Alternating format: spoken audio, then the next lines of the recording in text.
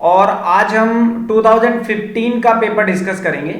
2016 की मैंने 5 वीडियो, छोटी छोटी मिनट की 5 वीडियो आपको बना के डाल दी है। ठीक है, प्लेलिस्ट में आप जाके चेक कर सकते हैं, यूपी पीजीटी की सारी वीडियो वहां पर अवेलेबल है। ठीक है, तो 2015 का हम क्वेश्चन डिस्कस कर रहे हैं, क्वेश्चन पेपर, और ये 3 वीडियो में मैं आपको कंप्लीट कर दूंगा। ठीक है, तो चलिए पहला क्वेश्चन डिस्कस करते हैं। फर्स्ट क्वेश्चन में कह रहा है वो कि एक यूनिट सेल है और उसको क्रिस्टलोग्राफिक डायमेंशन दे रखी है, ए बी सी इक्वल नहीं है और अल्फा बीटा गामा भी इक्वल नहीं है, और ये आपको पता ही है वो क्या होता है। नहीं पता है तो एक बार मैं फटाफट से क्विक उसमें आपको मैं बता देता हूं कि ये क्या होते हैं। देखो,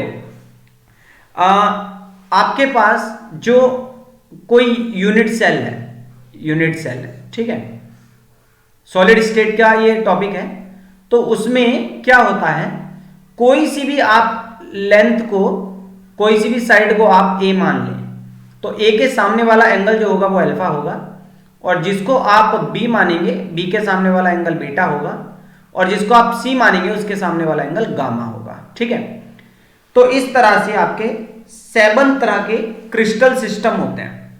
ठीक है, तो जिसमें देखो ए इक्वल है बी के और बी इक्वल है सी के, और अल्फा इक्वल होता है बीटा के और बीटा इक्वल है गामा के, और सब 90 डिग्री के हैं, उसको बोलते हैं हम, क्या बोलते हैं, जिसमें ए बी सी सब इक्वल है, क्यूबिक क्रिस्टल सिस्टम। क्या बोलते हैं? Cubic crystal system.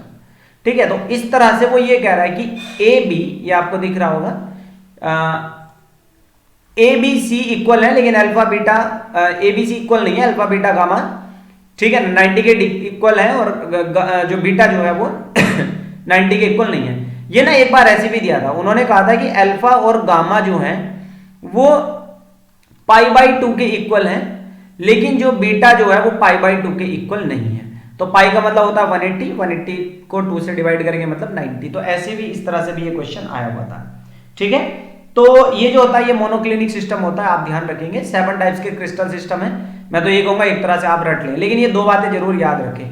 Most symmetrical crystal system पूछा था एक बार, तो वो क्यूबिक होता है, और एक पूछा था अनसिमेट्रिकल, सबसे बेकार जिसमें सिमेट्री ना हो, तो वो होता है आपका ट्राइक्लिनिक, जिसमें आपका ना ए बी के इक्वल होता है, ना बी सी के इक्वल होता है, और कोई एंगल भी एक दूसरे के इक्वल नहीं होता, ना अल्फा बीटा के इक्वल होता है, ना बीटा गामा के इक्वल होता है, और ना ये 90 डिग्री के इक्वल होते हैं। मोस्ट रफ ट्राइक्लिनिक है, और मोस्ट सिमेट्रिकल आपका क्यूबिक है। अच्छा, एक बात और याद रखना, इन क्रिस्टल सिस्टम में यूनिट सेल मिलती हैं, जैसे सिंपल यूनिट सेल होती है, या face centred cubic unit cell होती है, body centred cubic unit cell होती है, end centred cubic unit cell होती है। ये चारों तरह के क्रिस्टल सिस्टम वो किस में मिलते हैं, तो वो याद रखना ऑर्थोरोम्बिक में मिलते हैं, चारों तरह के। ठीक है, अकेला क्रिस्टल सिस्टम है जिसमें चारों तरह के यूनिट सेल मिल सकती हैं। ठीक है, जिसमें पैरामीटर है ए बी सी इक्वल नहीं है, ए बी सी तो एक दूसरे के इक्वल नहीं होते खैर, लेकिन अल्फा बीटा गामा ये सब एक दूसरे के इक्वल होते हैं, और 90 डिग्री के इक्वल भी होते हैं। ठीक है, ये होता है इसका ऑर्थोरोम्बिक वाले का, इसमें चारों होती हैं। खैर, अब हम बात करते हैं क्वेश्चन नंबर 2 की। ये अच्छा क्वेश्चन है, कंफ्यूजिंग है। ये कह रहा है कि जब बैटरी को चार्ज किया जाएगा, लेड स्टोरेज बैटरी को, तो क्या होगा। देखो, पहले तो मैं इसकी रिएक्शन बता देता हूं आपको, यहां आ जाओ आप। ठीक है, देखो, लेड स्टोरेज बैटरी में क्या होता है, एक बॉक्स होता है आपके घर में जो इन्वर्टर की बैटरी है, एक लेड की प्लेट होती है, एक होती है लेड ऑक्साइड की, फिर एक लेड की प्लेट होती है, और एक होती है लेड ऑक्साइड की, ऐसी सीरीज लगी हुई होती है, और इसके अंदर भरा हुआ होता है H2SO4। इसके अंदर क्या होता है? H2SO4। ठीक है, आप मुझे कमेंट करके बताना H2SO4 की यहाँ स्पेसिफिक ग्रेविटी कितनी होती है। ठीक है, और इन दोनों को हम बैटरी के पोल से जोड़ देते हैं, ये आपकी लेड स्टोरेज बैटरी बन गई। जो लेड होता है ये तो होता है आपका एनोड, और जो आपका लेड ऑक्साइड होता है जिसको PbO2 बोलते हैं, ये होता है आपका कैथोड। ठीक है, ये दो है। तो एनोड पे होता है ऑक्सीडेशन। जब आपके लाइट चली गई तो इन्वर्टर कैसे काम करेगा, तो लेड क्या करेगा, अपने इलेक्ट्रॉन लूज करेगा, और यानी कि एनोड पर हुआ ऑक्सीडेशन। फिर ये जो Pb2 पॉजिटिव होता है, ये इलेक्ट्रॉन गेन करके, सॉरी, सल्फेट के साथ, इस H2SO4 से सल्फेट आते हैं, और ये बना देता है PbSO4। ठीक है, तो ये तो रिएक्शन हो गई एनोड की। अब कैथोड पर क्या होगा भाई, कैथोड पर होता है आपका PbO2। क्या होता है? PbO2। आप इसको मान लेते हैं +4 ऑक्सीडेशन स्टेट में है ये, तो इसका होता है रिडक्शन। ये वो इलेक्ट्रॉन गेन करता है और खुद बदल जाता है Pb+2 में, और ये O2 जो होता है ये H आयन के साथ रिएक्ट करके, जो यहाँ से आया ना H2SO4 से 2H आयन आए और सल्फेट आए, तो सल्फेट तो कहाँ कंज्यूम हो गए, सल्फेट तो लग गए इस वाली साइड, ये लग गए, H अलग जाते हैं इस वाली साइड, ठीक है, वाटर बना लेता है। लेकिन ये Pb फिर से रिएक्ट करता है और ये फिर से बना लेता है PbSO4, Pb रिएक्ट करता है SO4 के साथ और बना लेता है PbSO4। अब ये है चार्जिंग की। अब साथियों एक ट्रिक बता रहा हूं, जब इन्वर्टर डाउन हो गया तो आपको लगाना पड़ेगा, इसको चार्ज करना पड़ेगा। तो जब आपको करंट पास करना होता है, इसको चार्ज करना होता है, तो रिएक्शन रिवर्स कर दिया करो, सेम साइड रखो लेकिन रिएक्शन रिवर्स कर दो, बस आपने ये याद रखना है। मतलब प्रोडक्ट को आपने रिएक्टेंट बनाना है, रिएक्टेंट को प्रोडक्ट। तो अब मुझे बताओ एनोड पर क्या हो रहा है। एनोड पे आप बताओगे PbSO4 रिड्यूस हो रहा है लेड में, यही हो रहा है ना। दोबारा देखो, PbSO4 किस में बदल जाएगा, Pb में। जब आप इन्वर्टर को चार्ज करेंगे, बैटरी को चार्ज करेंगे, तब की बात है ये, ठीक है। तो यही आंसर हो जाएगा। देखो क्या आंसर दे रखा है कि PbSO4 on anode is reduced to Pb, ये हो गया PbSO4 on anode is reduced to Pb, ठीक है ना। चार्जिंग के बाद की जब बात हो रही है, वो कैथोड पे तो होता नहीं है, ठीक है। और PbSO4 ऑक्सीडाइज तो होगा नहीं, वो तो ये दोनों तो वैसे ही गलत हो गए, ठीक है। तो ये आप थोड़ा सा ध्यान रखेंगे, क्लियर। आगे बढ़ते हैं। अगला क्वेश्चन कह रहा है, वो थर्ड क्वेश्चन में कह रहा है adenosine is an example of, बहुत बढ़िया क्वेश्चन है ये, मैथ वाले ज्यादा गड़बड़ करते हैं इसमें। देखो एडिनोसिन क्या होता है, आपने दो चीज याद रखनी है। डीएनए और आरएनए को बनाने के लिए, डीएनए देखो ये जो मैं चीज बताता हूं ना, आप कहीं एक कॉपी पेन रखा करो, ठीक है। और मैं जो पेपर पे सोल्व करता हूं, कुछ को ये नोट्स चाहिए होते हैं, एज इट इज भी कई बार किसी को चाहिए होते हैं, जैसे मैं सोल्व कर रहा होता हूं, तो ये भी आप मुझे बता सकते हैं, मैं आपको शेयर कर दूंगा। देखो जब डीएनए और आरएनए बनाना होता है, उसके लिए तीन पार्ट चाहिए होते हैं। एक तो नाइट्रोजन के लिए base pair, nitrogen base pair, ठीक है। और एक चाहिए होती है शुगर, और एक चाहिए होता है फॉस्फेट। ये तीन चीज मिलकर डीएनए या आरएनए बनाते हैं। नाइट्रोजन के बेस पेयर होते हैं adenine, guanine, thymine, cytosine, uracil. Sugar दो ही होती हैं, राइबोज और डीऑक्सीराइबोज, डीऑक्सीराइबोज। और फॉस्फेट तो एक ही होगा भाई, फॉस्फेट के फॉर्मूले अलग अलग थोड़ी ना होते हैं। अब आप ये देखो, अगर ये दो चीज मिलेंगी तो बनेगा न्यूक्लियोसाइड, तब क्या बनता है, न्यूक्लियोसाइड। और अगर ये तीनों चीज मिलती हैं तब बनता है न्यूक्लियोटाइड, ठीक है। मतलब मैं कह रहा हूं एडिनोसिन मिला और राइबोज शुगर मिली, तो क्या बना, वो क्या कहलाएगा, वो कहलाएगा न्यूक्लियोसाइड। और मैं कह रहा हूं एडिनोसिन भी थी, एक शुगर भी थी और फॉस्फेट भी था, तो वो बन गया न्यूक्लियोटाइड। न्यूक्लियोसाइड के बाद में लगाते हैं ओसिन। मान लो जैसे मैं कहता हूं एडिनिन के साथ लग गया राइबोज शुगर, तो मैं कहूंगा एडिनोसिन। ग्वानिन के साथ लग गया डीऑक्सीराइबोज, तब भी मैं कहूंगा ग्वानोसिन। ऐसी थाइमिनोसिन, साइटोसिन, यूरेलोसिन, ये कहलाएंगे, ठीक है। तो देखो अब वो क्या कर रहा है, एडिनोसिन, उसके बाद में क्या लग रहा है, ओसिन। ओसिन का मतलब क्या है, न्यूक्लियोसाइड है, बात खत्म। यानी कि एडिनोसिन के साथ कोई शुगर लगी हुई है, क्या लगी हुई है, शुगर लगी हुई है, तो ये क्या हो गया, न्यूक्लियोसाइड हो गया, ठीक है। मान लो वो कहता है एडिनोसिन ट्राइफॉस्फेट, तो वो तो साफ कह रहा है एडिनोसिन के साथ, यानी कि एडिनोसिन वाले हिस्से के साथ फॉस्फेट भी जुड़ गए, ठीक है ना। तो यानी कि तीनों पार्ट आ गए, तीनों पार्ट आ गए, तो वो क्या बन गया, न्यूक्लियोटाइड बन जाता है। तो ये क्या कहलाएगा, न्यूक्लियोसाइड। अगला क्वेश्चन देखते हैं। वो कह रहा है Orlon has a monomeric unit of. देखो ओरलोन को हम पेन भी बोलते हैं, याद रखेंगे, पेन, पेन लिखने वाला नहीं, इसका नाम होता है पॉली एक्राइलोनाइट्राइल, पॉली एक्राइलोनाइट्राइल, ठीक है ना। इसका फॉर्मूला क्या होता है, देखो बहुत सारे पॉलीमर आपको बता देता हूं मैं। जैसे आपके पास CH डबल बॉन्ड ये है, तो इससे जो पॉलीमर बनेगा, इससे पॉलीमर बनेगा ये। आप डबल बॉन्ड हटा दो, बस डबल बॉन्ड हटा दो, सिंगल बॉन्ड करके लॉन्ग चेन बना दो, ये बन गया आपका ये जो पूछा है ओरलोन या पेन, ठीक है ना। तो इसका आंसर हो जाएगा, ये हो जाएगा एक्रोलिन या विनाइल साइनाइड हुआ, क्या होगा, Orlon has the monomeric unit of. देखो अब ये अच्छा क्वेश्चन है, वो कह रहा है कि ओरलोन के अंदर मोनोमर यूनिट कौन सी है, जल्दी बताओ आप। देखो ओरलोन के अंदर, आप कमेंट करके जल्दी बता दो ना, मैंने आपके सामने फॉर्मूला भी लिख दिया है। तो ये क्या है, व्हाट इज दिस, क्या चीज है ये, CH2 डबल बॉन्ड CH2 की क्या बोलते हैं इस चीज को,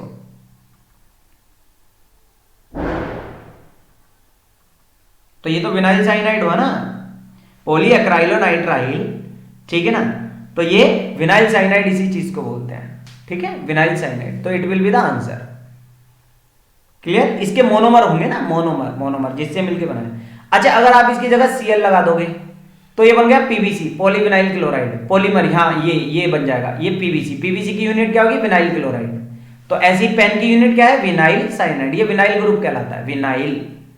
अच्छा, अगर मैं यहां लगा दूं बेंजीन तो ये बन जाएगा पॉलीस्टाइरिन, कौन सा पॉलीमर बन जाएगा, पॉलीस्टाइरिन, ठीक है, पॉलीस्टाइरिन। तो पॉलीस्टाइरिन की मोनोमर यूनिट क्या है, स्टाइरिन, तो ठीक है ना, इसका आंसर क्या हो जाएगा, विनाइल साइनाइड हो जाएगा।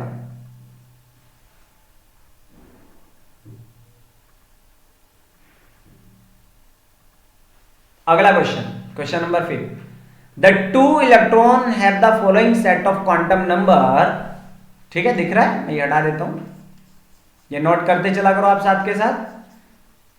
कह रहा है कि two electron have the following set of quantum number, ठीक है ना, two electron have the following set of quantum number, एक इलेक्ट्रॉन एक p इलेक्ट्रॉन है, एक q इलेक्ट्रॉन है, वो कह रहा है उनके बारे में कौन सी बात ट्रू है। देखो वो इलेक्ट्रॉन, देखो ये जो पहली वाली क्वांटम नंबर है, ये n है, ये l है, ये m है, ये s है, सेट में दे रखा है।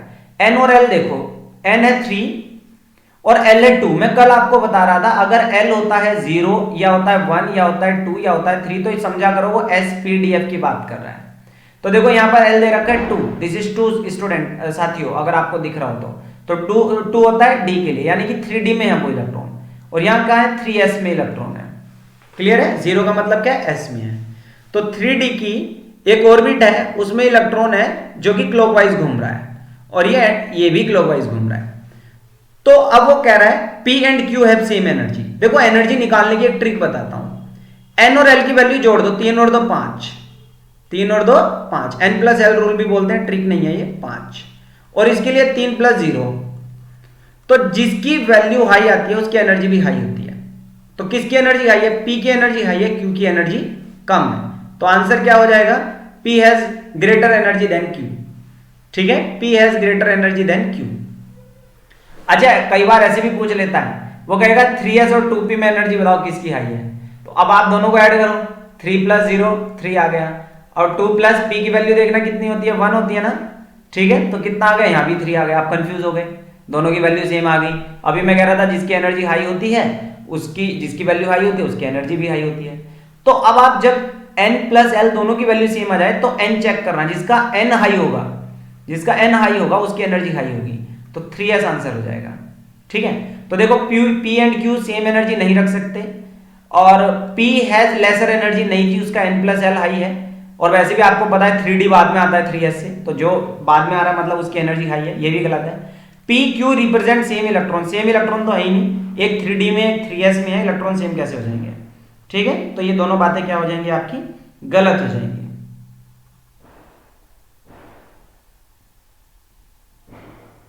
चलिए, तो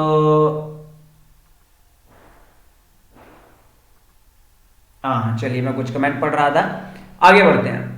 तो ये हमारा कंप्लीट हो गया, क्वेश्चन नंबर 6 की तरफ बढ़ते हैं। कह रहा है H2O2 कैन नॉट ऑक्सीडाइज। एक तो आप ये रिएक्शन याद रख लो, H2O2 एक ऑक्सीडाइजिंग एजेंट है, PbS को किसमें ऑक्सीडाइज करेगा, वो PbSO4 में, याद रखा करो, ठीक है। और Na2SO4 को H2O2 किसमें ऑक्सीडाइज करेगा, Na2SO4 में, Na2SO3 को। और Ki को किसमें ऑक्सीडाइज करेगा, Ki को ऑक्सीडाइज करेगा I2 में, ठीक है। और भैया O3 तो खुद ऑक्सीडाइजिंग एजेंट है और पावरफुल ऑक्सीडाइजिंग एजेंट है, तो इसी का ऑक्सीडेशन नहीं कर सकता, it will be the answer, ठीक है। Question number 7, in A given set of reaction 2 bromopropane है, बना लेता हूं स्ट्रक्चर तब आपको मजा आएगा। 2 ब्रोमोप्रोपेन, और मैंने आज जो ग्रुप मैंने कल टेलीग्राम चैनल में हेलो एल्केन के नोट्स शेयर किए थे, ये उसी पर बेस्ड क्वेश्चन है, जिसने उनको ध्यान से पढ़ा होगा वो बड़े अच्छे से कर लेगा, ठीक है। तो 2 ब्रोमोप्रोपेन था, इसकी रिएक्शन AgCN के साथ कराई, और मैंने जो नोट्स शेयर किए थे उसमें साथियों AgCN की रिएक्शन पे इंपॉर्टेंट भी मेंशन किया हुआ था। जिन्होंने वो नोट्स पढ़े हैं वो जरूर लिखना कमेंट बॉक्स में। कुछ को लग रहा हो क्या पता मैं झूठ बोल रहा हूँ, ठीक है। तो देखना AgCN की रिएक्शन मैंने इंपॉर्टेंट मेंशन की हुई थी, क्यों की थी वो तो आपको नोट्स में पता चल जाएगा। देखो AgCN के साथ रिएक्शन कराई मैंने, तो यहाँ पर क्या होगा, यहाँ पर क्या लिंक होगा, कौन बताएगा। यहाँ NC लिंक होता है, याद रखेंगे NC उल्टा है ये। देखो ये CN जो होता है एम्बिडेंट लिगेंड है, नाइट्रोजन कार्बन के साथ, मतलब ये कोवलेंट कंपाउंड है। AgCN जो होता है कोवलेंट कंपाउंड है। कोवलेंट कंपाउंड का मतलब है कि कार्बन फ्री नहीं है, सिर्फ नाइट्रोजन का लोन पेयर ही अटैक कर सकता है, किस पर, इस कार्बन पर, और ब्रोमीन को रिप्लेस करेगा। लेकिन अगर यहाँ KNO2 होता तो ये आयनिक कंपाउंड होता है, तो कार्बन भी फ्री है और नाइट्रोजन भी फ्री है अटैक करने के लिए। लेकिन भाई भारत की राजनीति भी जैसे जातियों पे चलती है, वोट की राजनीति जातियों पर चलती है, तो कार्बन अपनी जाति को स्ट्रॉन्ग बॉन्ड बनाएगा, कार्बन कार्बन बॉन्ड स्ट्रॉन्ग होगा, तो इसलिए नाइट्रोजन अटैक नहीं करेगा, कार्बन जुड़ जाएगा। यानी कि अगर मैं AgCN के साथ रिएक्ट करता तो CN जुड़ता है, यहाँ पर NC की जगह क्या जुड़ता, CN जुड़ता, ये ध्यान रखते। तो यहाँ क्या क्या प्रोडक्ट बनता, CH3, यहाँ बनता आपका CN, बाकी ये CH3 रहता, ठीक है। और यहाँ पर आपका क्या बन रहा है, NC। उसके बाद इन्होंने रिडक्शन कर दिया LiAlH4 से, तो रिडक्शन का मतलब है हाइड्रोजन देंगे हम, तो हाइड्रोजन दे दो भाई इसको, तो हाइड्रोजन 1 इसको दे दो, 3 इसको दे दो, यानी कि क्या बन गया, NHCH3 बन गया।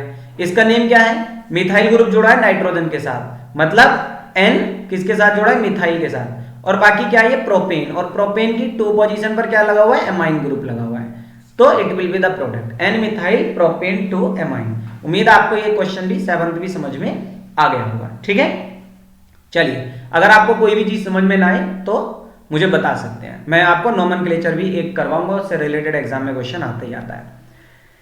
On heating with concentrated NaOH, एक सॉल्यूशन है इनर्ट एटमॉस्फेयर और कार्बन डाइऑक्साइड में व्हाइट फास्फोरस गिव्स ए गैस, मतलब एक व्हाइट फास्फोरस के साथ एक रिएक्शन है कंसंट्रेटेड NaOH के साथ। मैं कंसंट्रेटेड नहीं लिख रहा हूं, हालांकि इसमें वाटर भी होता है। मैं एग्जैक्ट रिएक्शन की अगर आपके बात करूं, वो उन्होंने मेंशन कर रखा है, देखो सॉल्यूशन दे रखा है, तो सॉल्यूशन का मतलब क्या होगा, वहां पर वाटर भी होगा।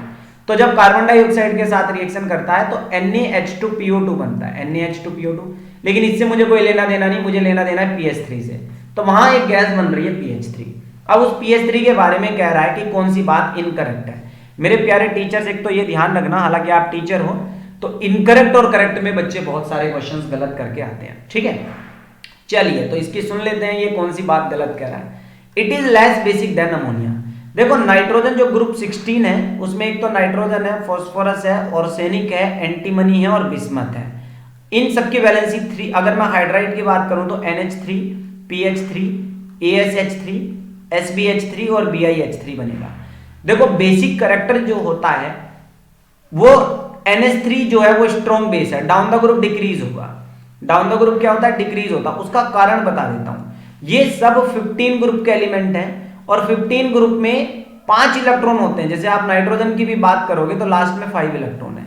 उन 5 में से सिर्फ उसने 3 बॉन्ड बनाने में खर्च किए हैं, और आपको पता होगा छोटे बच्चे आप है नहीं, उन पे लोन पेयर होता है, तो जो अपना लोन पेयर आसानी से डोनेट कर पाएगा वो मोर बेसिक होगा, ठीक है। तो नाइट्रोजन ठहरा इलेक्ट्रोनेगेटिव, तो ये क्या कहता है, लाओ भाई जो अपने साथ के हाइड्रोजन है, अपने साथ के हाइड्रोजन से कहता है लाओ भाई चंदा दो मुझे, मैं तो पावरफुल हूं, मुझे चुपचाप चंदा दे दो। चंदा मतलब अपने शेयर्ड इलेक्ट्रॉन दे दो।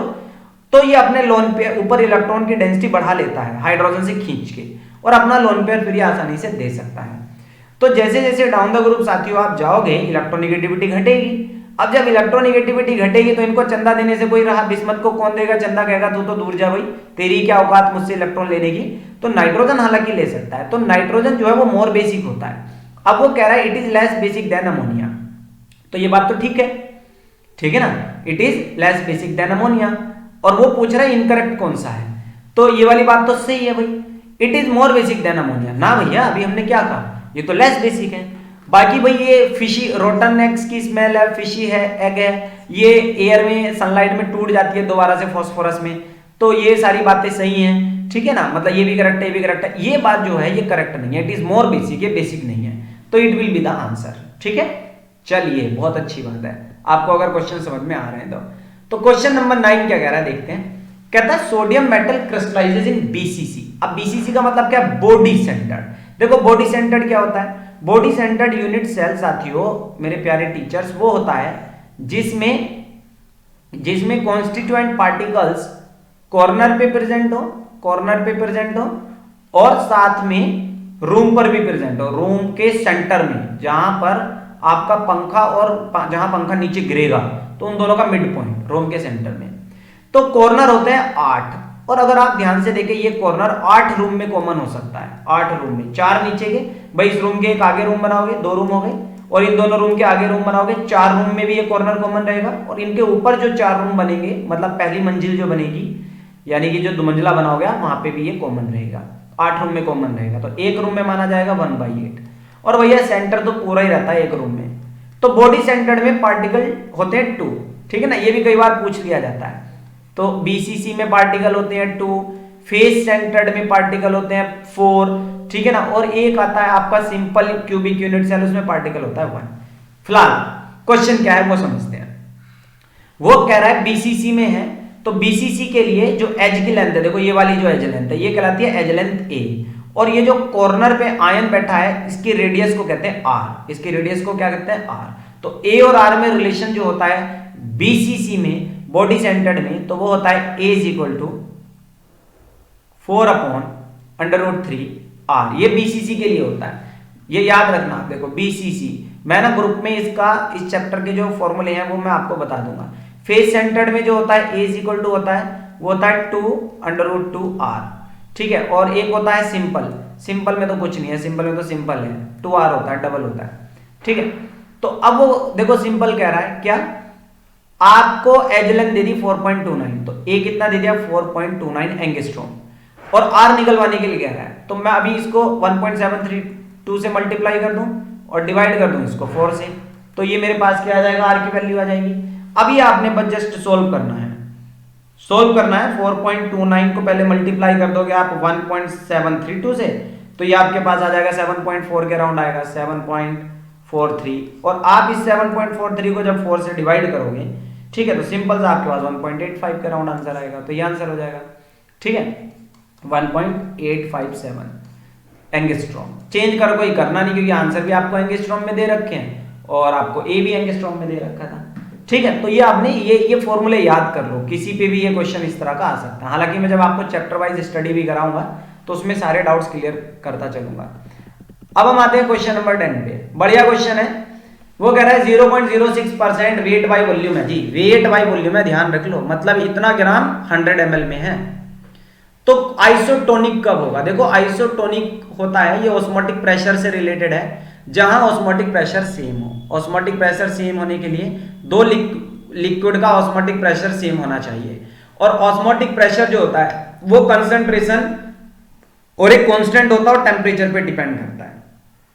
अब क्योंकि दो लिक्विड हैं, तो दो लिक्विड के लिए आर भी सेम रहेगा, टेम्परेचर भी, वो दोनों लिक्विड अगर ग्लास में रखे हैं तो भैया दोनों का टेम्परेचर एक ही होगा ना, अलग अलग थोड़ी हो जाएगा, सेम होगा, टेम्परेचर सेम होगा, आर सेम होगा, बस कंसंट्रेशन उनकी अगर सेम है तो पाई भी सेम होगा। तो कंसंट्रेशन निकाल लेता हूं मैं, देखो ये तो बच्चों वाला काम हो गया। कंसंट्रेशन क्या होती है, मोल पर लीटर, कंसंट्रेशन क्या होती है, मोल पर वॉल्यूम, तो वॉल्यूम है 100 क्योंकि परसेंट दे रखा है ना, और वो ml में होगा, तो मोल अपॉन 100, क्योंकि परसेंट है तो परसेंट मतलब 100 में प्रेजेंट होगा ये, तो ये वॉल्यूम आ गया। और मोल कैसे निकलते हैं, गिवन अमाउंट, तो वेट का मतलब अमाउंट ही तो हो गया 0.06, और क्योंकि यूरिया है, वो किसका है, वो यूरिया का फॉर्मूला आपको पता है NH2CO NH2 मोलिकुलर मास कितना होता है यूरिया का, कोई कमेंट कर दे, इतना मैं चेक करूंगा। मोलर मास निकाल सकते हो ना, 60 होता है भैया, निकाल सकते हो, ठीक है। तो जब आप इसको 60 से डिवाइड करोगे तो कितना आ जाएगा, बोलो जल्दी बोलो, कितना आ गया भाई, 0.06 को आपने 60 से डिवाइड करा, आपके पास आया कितना,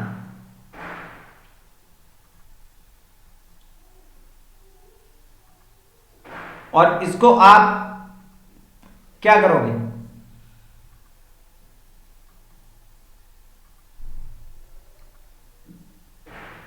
ठीक है, तो कितना आंसर आएगा 0.001, कितना आंसर आया 0.001। तो अब मुझे इसमें ये बताओ, ये कंसेंट्रेशन बन गई कि नहीं बनी? ये कंसेंट्रेशन बनी कि नहीं बनी?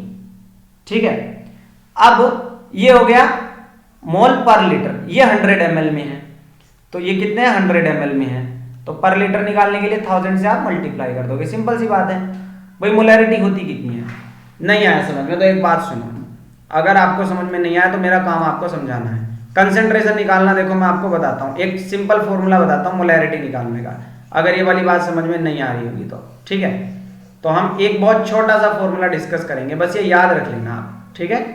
तो मोलैरिटी निकालने का मेरे साथियों फॉर्मूला होता है, मोलैरिटी निकालने का होता है amount of solute, molecular mass of solute, जितना वॉल्यूम दे रखा है ml में, और आपने करना है इसको 1000 से मल्टीप्लाई। ट्रिक का ये मास्टर फॉर्मूला है मोलैरिटी का, कंसेंट्रेशन बन जाएगी। तो अमाउंट कितनी दी आपको 0.06 अपॉन मोलिकुलर मास कितना था 60 इंटू वॉल्यूम कितना है 100 इंटू 1000, ठीक है। तो 100 ढाई 1000, ठीक है, 10 छन 60, तो ये आपके पास कितना आ गया जल्दी बोलो? 0.01 आ गया। तो ये इतनी कंसेंट्रेशन है। अब जिस सॉल्यूशन की भी कंसेंट्रेशन इतनी होगी उसके साथ आइसोटोनिक होगा ये, क्योंकि R सेम है। देखो pi is equal to CRT होता है, वो कंसेंट्रेशन पे डिपेंड करेगा, RT तो दोनों लिक्विड के लिए सेम होगा। तो आंसर हो जाएगा ये, ठीक है, 0.01 मोलर ग्लूकोज का, क्योंकि हमारा भी तो यही आंसर आ रहा है ना, तो ये आंसर हो जाएगा, ठीक है। तो आज के लिए बस 10 क्वेश्चन ही है।